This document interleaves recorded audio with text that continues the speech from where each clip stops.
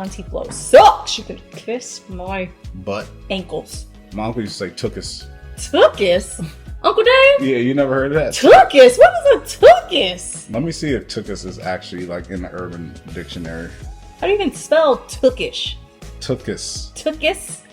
That is a real thing. Tookus. Tuchus. Buttocks. Wait. That's what it means. Irrespective of how one's tookus looks in a bikini. That word just sounds stinky. You need to expand your vocabulary. Ew, it's smelly. I don't like it. Tookus. That's the new word for y'all today. Tookus. Tookus is the I don't like it. I don't like it. I don't even know what we're talking about now.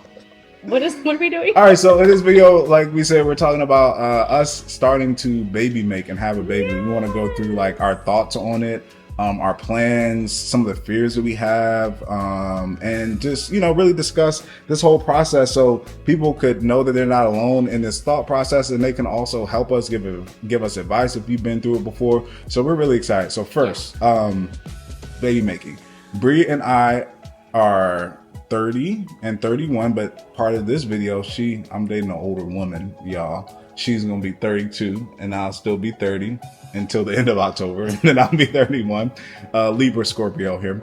But we decided that now is a great chance and great time for us to go on this journey of having a baby. We want to have our own, want to adopt at some point too, but we figured when it comes to our biological having babies that we didn't want to wait too much longer and be able to, you know, try to do it to where we don't run into any major complications that are typically associated with, you know, having babies at an older age. Even though my TT had kids from 42 to 45. Okay? And they alive and well. But yes, we were like, let's get this started. But I will say, because I feel like Dre was more along the lines of like, we can have a baby now and we'd be good. And I was the one that was like, no, like all these things have to be in place before we do that. And that response from everybody was always like, you can't plan when you get pregnant. There's no perfect time. There's no such thing as, and I'm like, I think that there is, right? That's why there's birth control. It's like, I know that I want to position myself to be in a good position to have a baby in a time frame that for my mental and for my physical and for my relationship is most ideal. So it's not ever going to be perfect, but I do think there is such a thing as like the most ideal time. And I think that that's what we've come to the conclusion of, is like, we got to the point where we set certain goals and put things in place so that when we start, it doesn't feel so stressful or, you know, like not so much pressure. Like, we've done all the research, like we know how much nannies cost, and we know that like Dre has benefits now, so we got some help on the cost of like hospital bills and things, and it just like felt right. But I want to share the moment that like I actually called Dre and was like, I'm ready, put a baby in me. So our best friends, Angela and Sean, you guys probably know Angela from For the Girls. Yeah, y'all get to meet them on this channel. We'll probably do some videos with them too. Yeah, we're with them all the time. But they just had their second daughter. Angela just had her second daughter. For Sean, his third child. And her name is Breanna Rose. Yes. So cute, so sweet, little bundle of joy. She's so squishy. But Alina, who is my absolute heart, who is their 5-year-old, she started kindergarten at her new school, and I got the opportunity to take her to school on the second day because mom and dad were somewhere else. And so here I am.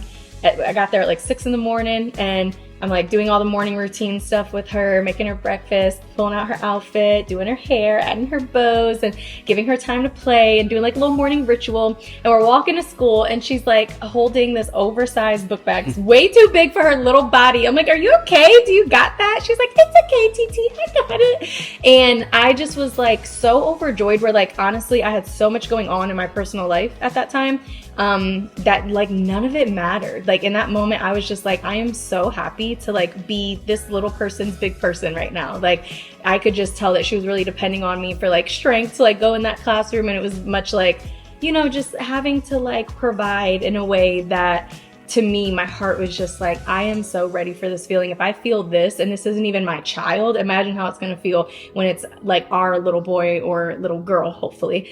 And like when I left her at the class and I'm walking away, I started crying. I called Angela and I was like, girl, how did you do this? She was like, that was me yesterday. I was crying.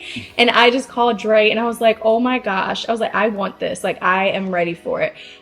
We had a few opportunities where we got to like watch Alina and my goddaughter Capri and like Dre's nieces and stuff, where we like had them all at one time, and we were able to see what it's like to juggle a lot of kids and still have to like get your work done and be productive and make sure they're listening and they're safe. And we were like, we're actually good at this. Like, it wasn't hard. Like, we worked really well as a team, and I think that our journey of waiting and the foundation we built is going to be like one of the most foundational reasons as to why we're going to be really good parents, because we just really work great together. Like, communication, we ran a business together. So I think we are at a place both from a mature standpoint.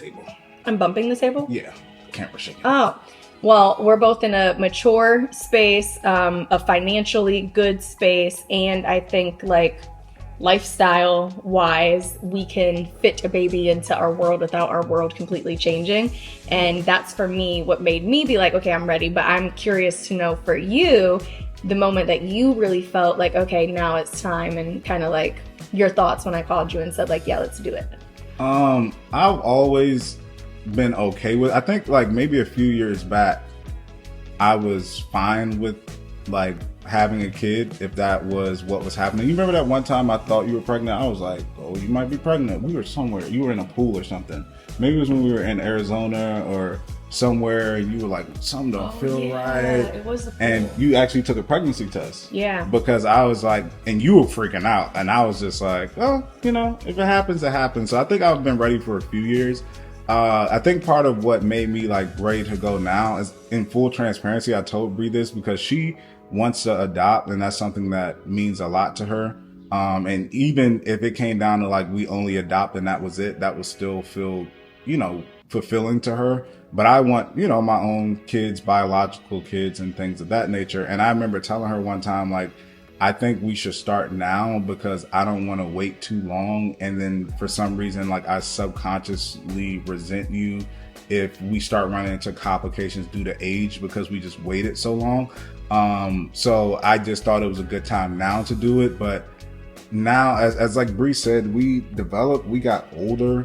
Our priorities changed. The things that we consider fun, how we move, just are completely different. We are definitely somebody's parents. Yes, we operate as parents now in how we move. But I'm just ready for that next chapter. It's really more about simplifying my life. And I know with a kid, it doesn't sound like it's simplifying, but it's more like I just want to focus on doing something I'm fulfilled with, I'm happy with, being around people that I love, my family, my friends, and just enjoying life in the most peaceful, joyous way I possibly can. And I think going into your 30s is a good place to be. Like, we just experienced a lot in our 20s. I had to do things like all the things that I thought I wanted to do, I had to try it. Like, I did a whole bunch of modeling for major brands. Like, I've been on TV.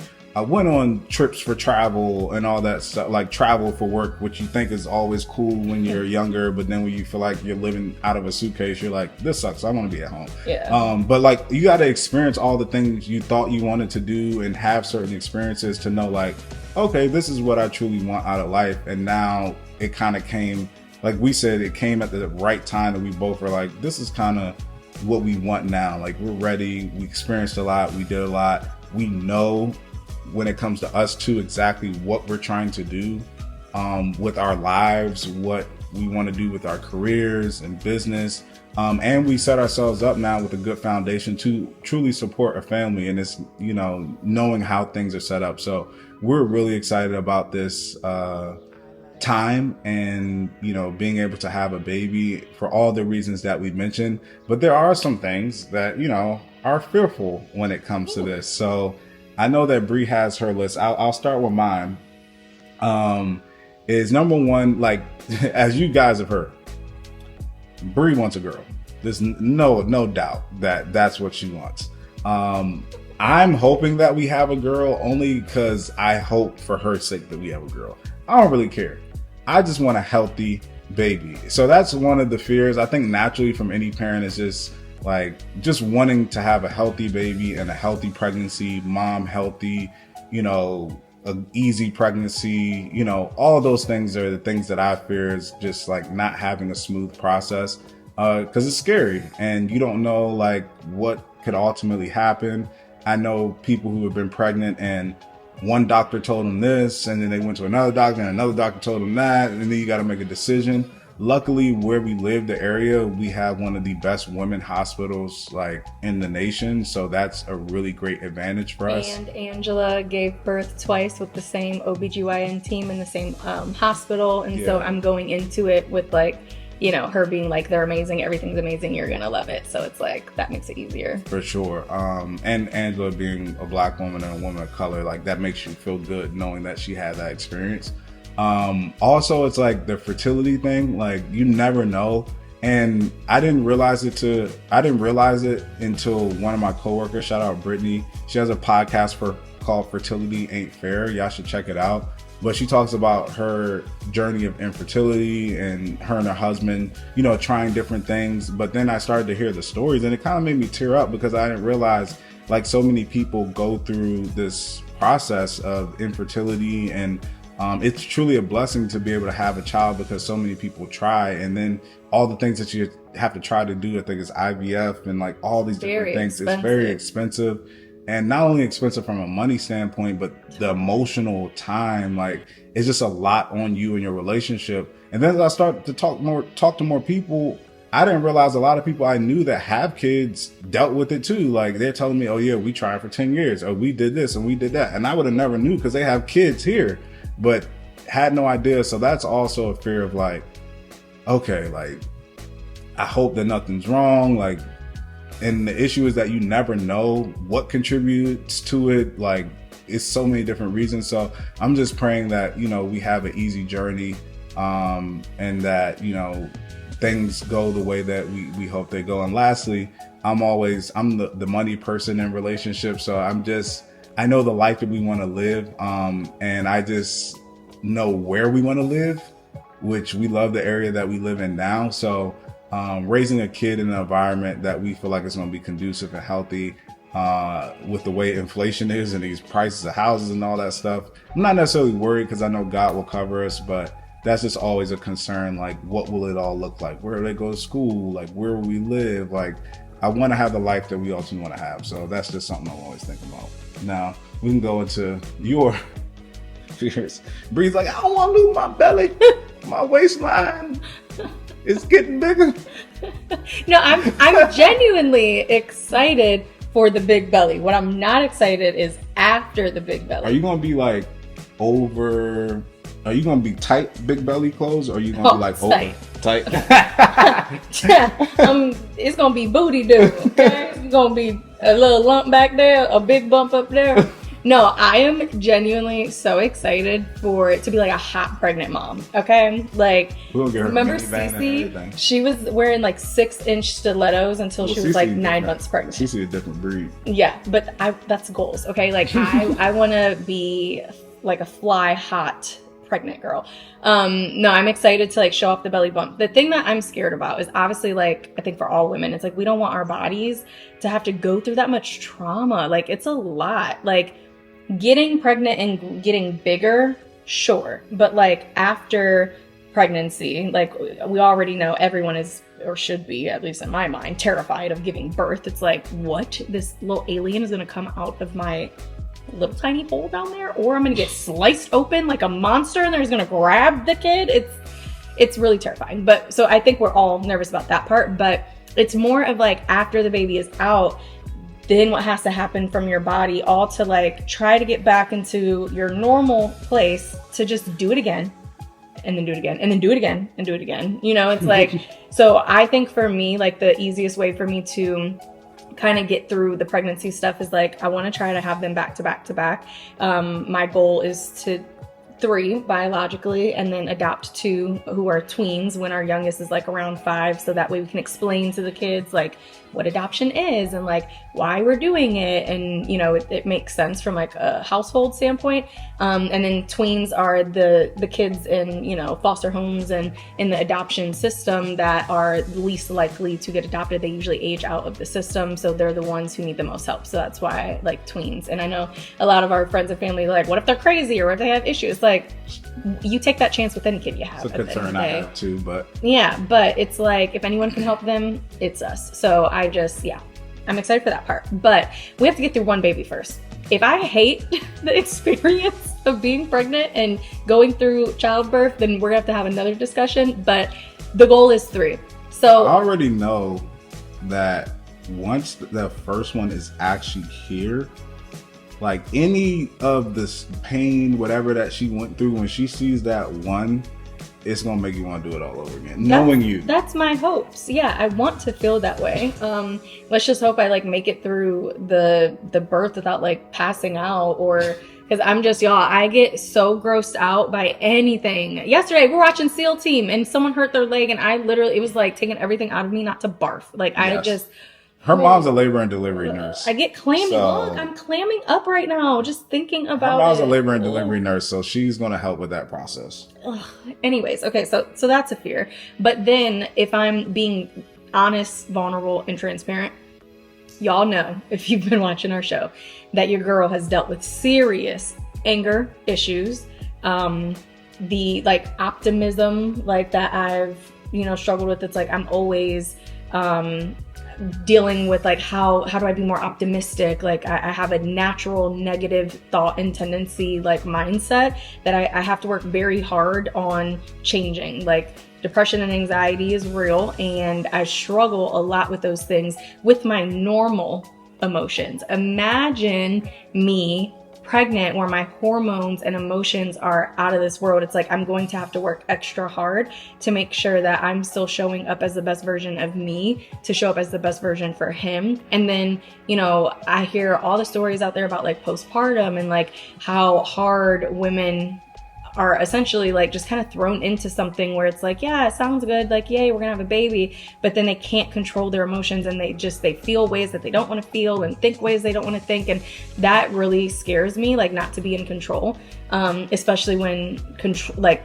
that's something I struggle with in the first place. So it's like I already feel pressure to be this person, to be the best person I can be for him, but now I have to do it also for like this little tiny human who needs me, like physically needs me. And like I don't look forward to being someone's like, I don't want to say like chewing toy, but I mean, that's what they're doing on your titties. And so like even the thought of like breastfeeding versus not breastfeeding, it's like I want to make decisions that sets me up to be the best version of me. And I know some people might not agree with whatever those decisions are. Like for example, if I choose not to breastfeed so that instead I can get back in the gym and I can, you know, focus on like certain elements of work, certain elements of personal, so that I can be the best mommy. Like those things scare me. It's like I don't know how I'm going to be. I could be this amazing mom and everything's great, or I could go through it and I could really feel challenged and like be looking at Dre like, I don't think I could do this. And so what I'm working on right now, and what I keep telling myself is like, once I know I'm pregnant, we have 10 months to prepare mentally. And if there's anything your girl loves, it's a challenge. Like I love a good challenge. So I'm like, I am looking forward to growing and like educating myself and understanding how I can mentally grow as a stronger person to be a better version, you know, once my baby is here, versus backtracking. But that is one of my fears, is like, what if the anger issues are even worse? Or like, what if I go back into old ways or revert? But I don't think Dre would let me do that. I don't think that I would let myself do that, but that is a big fear. And then obviously it's like the lifestyle stuff. Like we know that certain things are going to change, but just the thought of like constantly having to think of someone else other than yourself, because even us being married, like yes, we have to think about each other and do stuff for each other, you know, when it makes sense, but like I only have to worry about wiping my own butt every day. I can't imagine like having all day of every day where it's like this person, this little thing is your priority, but I know we're gonna love it, but it's like, how is that going to change our dynamic? And I always hear people say that like once you have a baby, it changes the relationship. So I'm not really fearful of that part. I'm more excited to see like how we handle that challenge. But I think one time when we went to LA, this was way before we were even thinking about having a baby. We went to that house in Atlanta, in LA, and it was like everybody was hanging out. It was like all adults, and this guy brought his daughter, and it was like cool. 2, 3. Yeah, she was a little bit older because she was like swimming on her own, maybe like 5, 6. But it was just kind of cool because she was just hanging out with everybody. Like she was just like in the swimming pool, like while somebody was having beers, while this person was on the grill cooking hot dogs and hamburgers. And I was like, oh, like having a kid doesn't have to be something that you're just like, oh, my life is over. And depending on what, I think it all caters around your friend group too, because it's like, what are your friends doing? If your friends are going out, you know, going to the club, going to lounges, traveling all the time, that's one thing. But if you have friends that also have kids that are around the same age, and you guys are kind of doing the same thing, then it all works out. So it's like all of our friends really right now, like from Angela and Sean, to Shane and Cece, to Rachel and Jeremy are going to try, and even my friends Jacinta and Jackie have a baby. Like my brothers have their, like everybody that's around us a lot either like, has kids or is trying. Has kids or trying to have kids, or they're friends. They're part of the friend group that already has kids anyway, so they understand like how it all operates, and there's no like weirdness about it. So there's like, I think our social life and any fears around that, we're not necessarily like feeling that as much as maybe some other people, or maybe what we may even thought like if we had a baby at like 25 or something like that. Like having a baby now, it's like that's just kind of all of our lives. And having the kids hang out is cool because we love each other's kids. It's auntie, uncle, all the way around. That's another reason why I want a girl. And everybody's so close too. Like we're all close now in proximity and where we all live too. So it's just like really cool. And we're just excited to give her mom her first grandbaby, because that's like, she's been patient, kind of. It's funny because now that we've told her like we're starting for a baby, now when I send her baby stuff, she's like, oh yeah, but don't feel like you have to rush, or like she's saying things that are like, I'm like, girl, whatever, you've been down my neck like baby, and as soon as we're ready, she's like, well, you don't gotta rush, take your time. I'm like, whatever. She lies. No, we're really excited about the opportunity to just bring a life into this world. We don't take it for granted, but we are happy that we are doing it on our terms. And I think that's the biggest thing. Like, I am not saying anything about anybody who has babies any other way. Not mistakes, but surprises that happen. Sometimes relationships don't work out, but it feels really good that we were intentional first about waiting for marriage and how we wanted our relationship to be that way. And then also in us planning a family, we were intentional with that. And, you know, it feels good to be able to enter into this space, like I said, on our own terms, and like happy about where we are, you know, if it were to happen this, you know, get pregnant this year. So, yeah.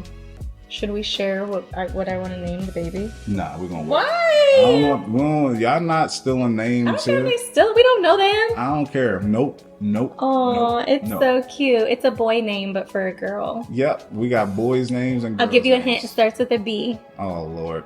It's 2 syllables. Oh, stop. And there's a middle name, like a it's a Like I said, I hope we have a girl, just for her sake.